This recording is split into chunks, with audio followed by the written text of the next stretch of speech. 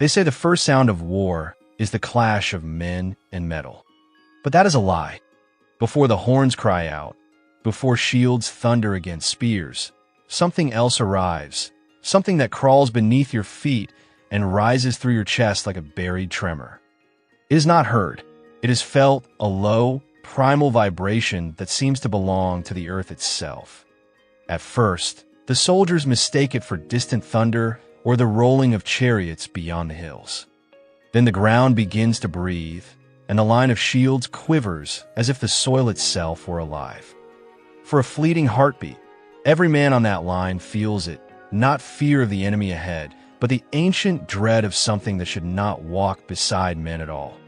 It bursts through the formation not like a warrior, but like an act of nature, 70 kilograms of muscle and wrath encased in hardened hide and metal studs. It doesn't snarl like a beast of the wild. It growls with purpose, as if forged for this moment. It moves low, fast, unthinking, not leaping for the throat like a wolf would, but driving beneath shields and armor, striking at the belly, the heart of life itself.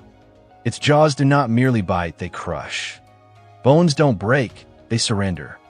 A veteran of 3 campaigns, a man who's stared death in the face 100 times, freezes, not because he fears dying, but because he suddenly understands, this is not a battle. This is a hunt, and he is the prey. The creature that would one day shatter shield walls and drain courage from hardened soldiers did not come from Rome's marble avenues. Its origins lay far from the empire's reach, high among the stone-clad ridges of Epirus, where shepherds lived closer to wolves than to cities. The people of that land, the Melasians, did not speak of their dogs as animals. They called them children of the underworld, kin of Cerberus, the 3-headed guardian of the dead. These beasts were not bred for affection or beauty. They were bred for survival in a land where winter killed the weak, where wolves prowled the night, and where the measure of any creature's worth was how fiercely it fought when cornered. These early mastiffs guarded flocks from predators, hunted boar through thorned ravines, and fought beside their masters in tribal skirmishes where there was no formation, no strategy, only blood and chaos.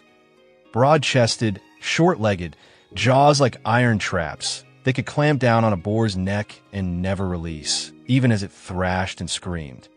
To the Melasians, they were not pets. They were sacred tools of endurance, respected, feared, and never underestimated. Yet still, they were creatures of their mountains, not yet molded for war. That would change when Rome came. When a Roman general Lucius Aemilius Paulus crushed Macedon in 168 BCE, he brought back not only gold and prisoners, but a prize the empire had not expected, the Melasian dogs of Epirus. To the Romans, these beasts were revelation. Others saw animals. Rome saw potential. They studied them, how their bodies carried power over speed, how aggression burned in them like a natural element rather than a taught behavior. To Rome, these were not dogs. They were blueprints. And Rome, ever the engineer, knew how to turn blueprints into weapons. The finest among them were not given to farmers or guards. They were delivered into the hands of the Canarii, Rome's legionary breeders, specialists who treated flesh as soldiers treated steel. To them, a dog was not a companion. It was a project. They selected only for 2 traits: ferocitas, the will to attack without hesitation, and magnitudo, sheer mass and strength. Puppies that showed softness or fear were eliminated. Only those that bit first, fought longest, and never submitted were allowed to breed. And generation after generation, the transformation began. They grew thicker, heavier, lower to the ground. Their necks became pillars of muscle, their jaws wider, their skeletons denser. They could hit a shield hard enough to stagger a man. Their very shape began to resemble a living battering ram. But physical power was only half the weapon Rome envisioned. The mind still needed forging, the part that obeyed without question and killed without doubt. Rome understood a dangerous truth. Instinct is powerful, but instinct without discipline is chaos. and chaos on a battlefield is death. So from birth, these animals were raised not in homes but in barracks. Their lullabies were the clang of swords and the barked orders of centurions. They were fed on raw meat, blood, and organs rich with iron, molded to muscle and endurance. They grew up among shouting soldiers, clashing shields, and the scent of sweat and bronze until the noise of war became the rhythm of their existence. If one flinched, it was cold. If it hesitated, it vanished. Fear was a luxury they were never allowed to learn. By the time these lines had passed through enough Roman generations, the beast that emerged was no longer a guardian of herds. It was a construct, a living siege, weapon born from design, not nature. Its purpose was not protection, but destruction. It was bred to break ranks, to scatter courage, to unmake the will of men who dared to stand still. But even then, muscle and bone were not enough. Rome wanted something more, something that could turn the horror of pain into fuel, that would keep fighting even when torn, bleeding, dying. So the Canarii reshaped the creature's mind with an art both cruel and calculated.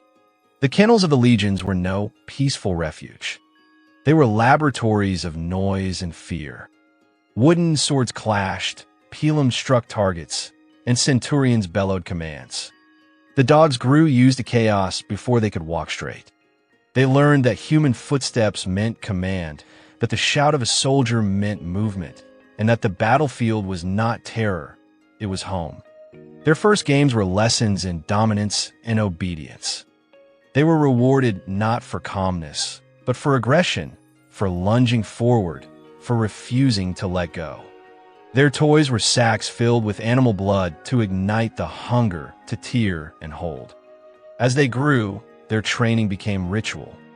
Wooden shields wrapped in leather were lowered before them, and they were drilled again and again to drive low, not to bite what they saw, but to strike where it mattered, the belly, the thigh, the unprotected places where men bleed fast. They learned to ignore pain, to stay locked even when struck. Trainers would strike near them with swords to create flashes of terror, and when the sound came, the dogs learned to attack harder. Chaos became comfort. Noise became instinct. Violence became meaning. Then came the darkest lesson, the one that transformed the beast into Rome's nightmare. The condemned, criminals, rebels, prisoners of war were thrown into pits with the young dogs. The goal was not to kill quickly, but to teach.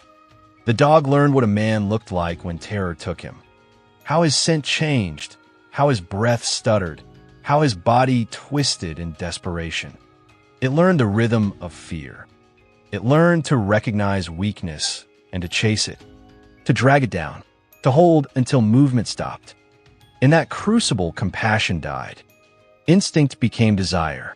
Desire became identity. And when that identity matured, it had a name whispered through every legion camp, Canis Pugnax, the war dog of Rome. But even monsters must obey. For every war dog, there was one man, the man Sirius, its handler.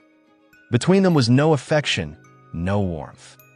Only dominance, control, and absolute command. The dog obeyed not because it loved, but because it feared disobedience more than death. The handler fed it, trained it, and unleashed it, and in battle, that leash was the only link between chaos and control. When released, the dog no longer saw its handler. It saw the target, the mission, the kill. Before battle, they were starved just enough to sharpen every sense. Hunger honed focus. The scent of blood became not a warning, but a promise. When the horns sounded and shields began to thunder, the dog did not wait for courage. It had none left to muster. It had only purpose, a single, pure command pulsing in its bones: advance. And so, when the enemy lines quivered and men felt that rumbling beneath their feet, they weren't feeling thunder. They were feeling Rome's newest creation moving toward them. A creature bred to destroy not just bodies, but the very idea of standing your ground. A weapon that didn't just kill, it unmade courage. Rome had not simply trained an animal, it had programmed a living weapon. To truly grasp the terror of the Roman war dog, one must picture the silence before the storm, that unbearable pause between heartbeat and catastrophe. Across the open plain, two armies face each other. The air itself seems to hold its breath. On one side, painted warriors pound their shields and shout to drown their fear.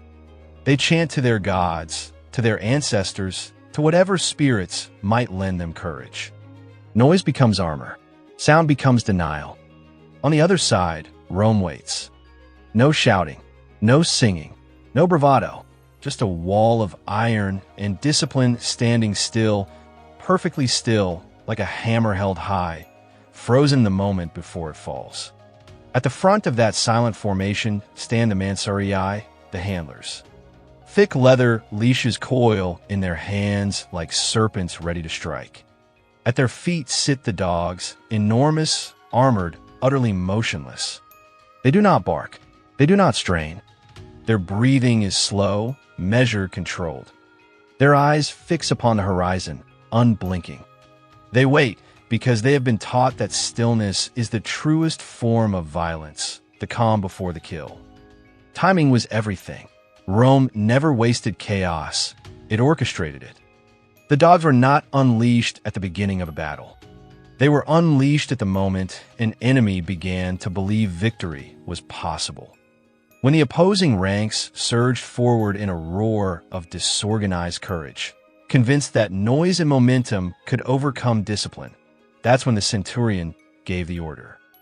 Not to the legionaries, to the handlers. A single, sharp command cuts through the air. Leashes unclip, and suddenly the plane moves. 100 war dogs explode forward, not as beasts, but as one body, one roar, one instinct given direction. They move faster than any man could run, low to the ground, untouchable by arrow or spear. They don't slow before impact. They collide with the enemy like a living avalanche. Shields shatter, stances crumble, the line breaks, and once a formation breaks, war ceases to be strategy. It becomes slaughter. A Germanic warrior can face a man, he can predict his swing, match strength for strength. But what logic is there against a creature armored in iron, trained to ignore pain, and driven not by hatred but by purpose? The dog does not hesitate, does not think. It moves toward movement, to weakness, to life. It drives beneath the shield, jaws locking on thigh, groin, or belly, the soft, fatal places. When those jaws close, they don't bite. They anchor. The breeders had perfected grip, not for tearing flesh, but for holding, for trapping, for breaking rhythm. A single scream becomes a tremor. A tremor becomes a collapse. When one warrior falls, shrieking under a dog's crushing jaws, the man beside him falters. The next one hesitates. Fear, like rot, spreads faster than command. In seconds, a disciplined army becomes a disordered crowd. And that's when Rome moves. The legions advance with terrible calm, stepping over the fallen, driving gladii into the openings the dogs had torn wide. They don't face enemies anymore, only men already breaking. Javelins arc through the air, finding gaps where shields once locked together. Blood turns the soil, slick beneath the sandals of soldiers who never once raised their voices. The dogs do not retreat after their charge. They remain in the chaos, weaving through the carnage like shadows. They drag down the wounded, silence messengers before orders can spread, and tear at stragglers trying to flee. Their small, low frames make them almost impossible to strike without lowering one's guard, and lowering one's guard before a Roman soldier is suicide. Even cavalry trembles before them. Horses, prey by nature, sense predators before they see them. When the dogs charge, mounts rear, eyes wide, nostrils flaring. Entire cavalry lines collapse into confusion. Riders fall, hooves crash into shields. What was once formation turns into panic. But the true horror of the Roman war dog was not found in torn flesh or shattered ranks. It lived in the mind. The tribes who survived Rome's campaigns did not speak of the disciplined legions or the gleam of Roman armor.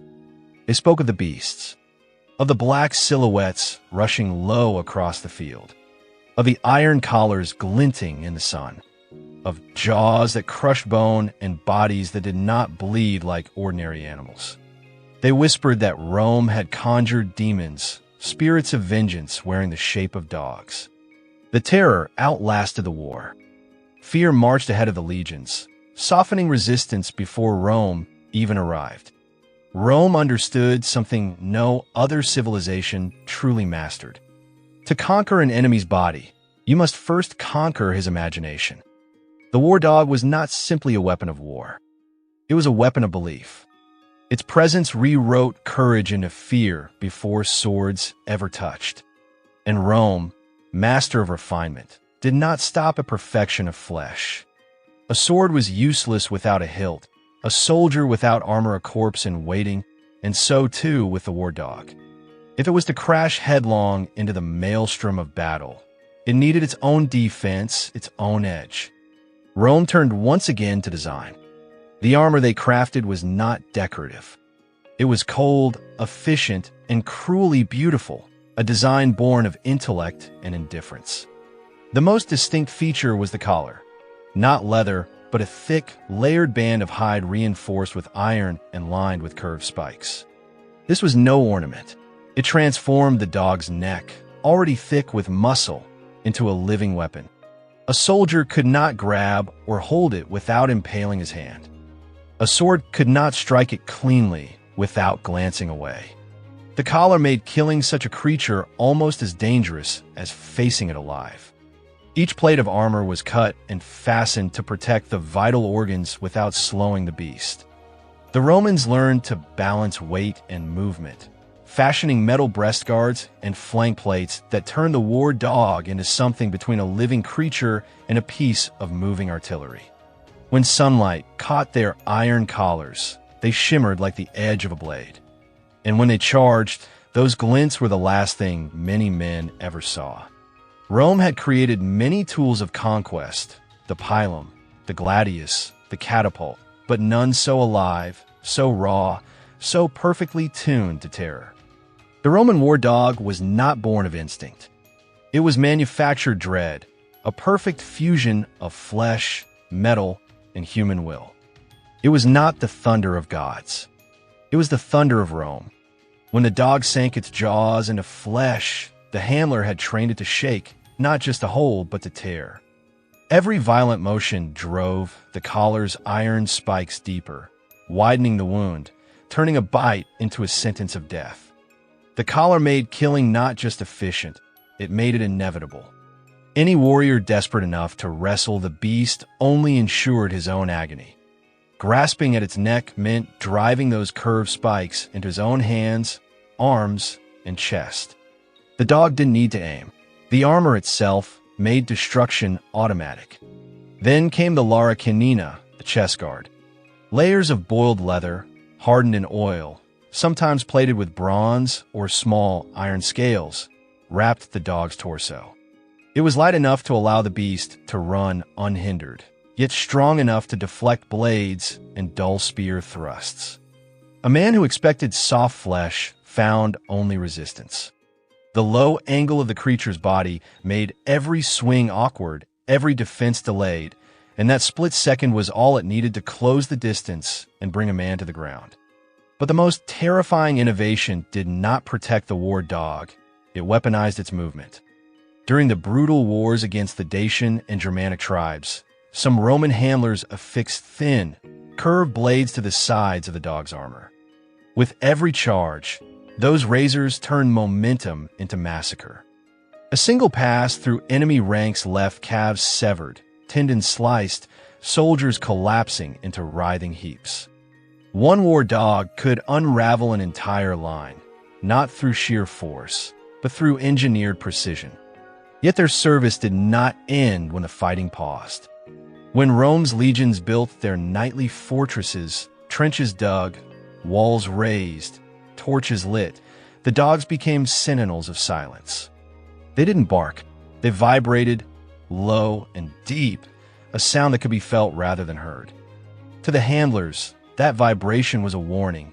To any intruder, it was death creeping on four legs.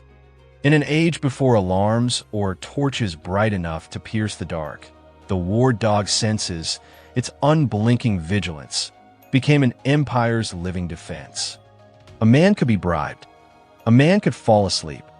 But no coin, no prayer, no lullaby could sway the hunger that lived inside those beasts. And when dawn came and the enemy fled, the dogs became Rome's hunters. A battle did not end when men turned to run. It ended when no enemy remained to remember. Packs of war dogs were released to chase the scent of terror through forest and marsh, tracking down fugitives who had thrown away their shields and gods alike. They didn't understand surrender. They understood only pursuit and the exultation of the kill. To those who faced them, these dogs were not animals. They were messages. Messages written in flesh and fear, spelling the same truth again and again. Rome does not fight you. Rome erases you. Where other men found courage in the promise of glory, Rome offered no such comfort. There was no honor in being dragged, screaming into the dust by something that did not hate, that did not reason, only obeyed. Rome's genius was not in killing bodies first. It was in killing courage. And the war dog was its purest instrument. Empires do not die overnight, and neither do their creations. The Roman war dog did not vanish because it was defeated. It vanished because the world changed. As Rome stretched to its greatest size, warfare evolved. The open plains where terror once shattered tribes gave way to sieges and walls. Battles became math and machinery. Stones, arrows, and burning oil replaced the chaos of hand-to-hand bloodshed. A war dog could not climb battlements. It could not breach a fortress. The battlefield it was born for ceased to exist. Rome was merciless, even with its own inventions. A weapon that no longer served efficiency had no place in the empire's arsenal. Maintaining the war dogs was costly.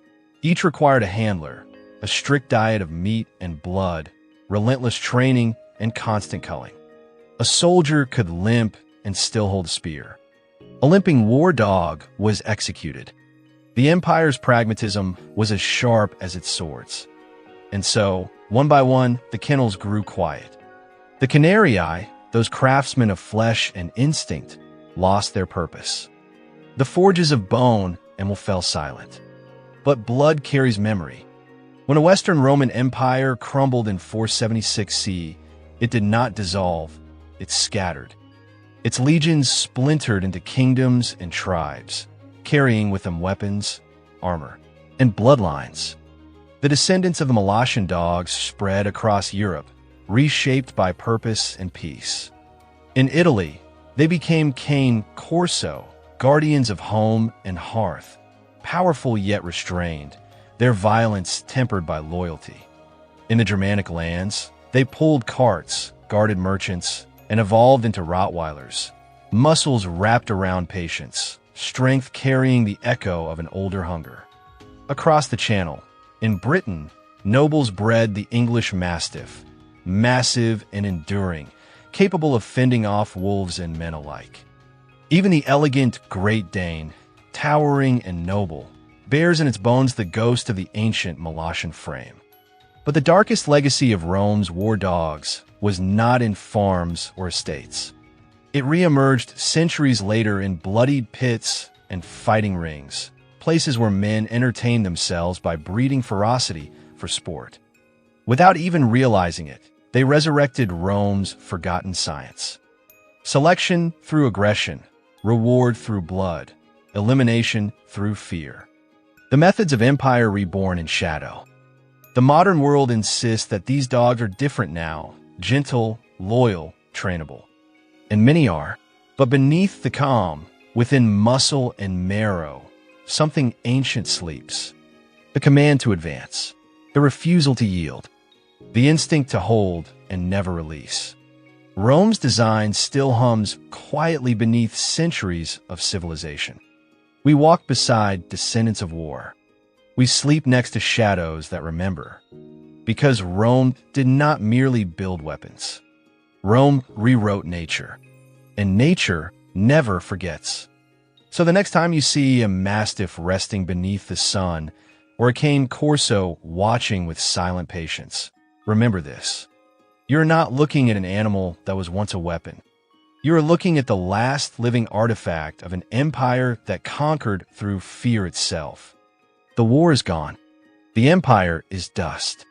But the legacy still breathes.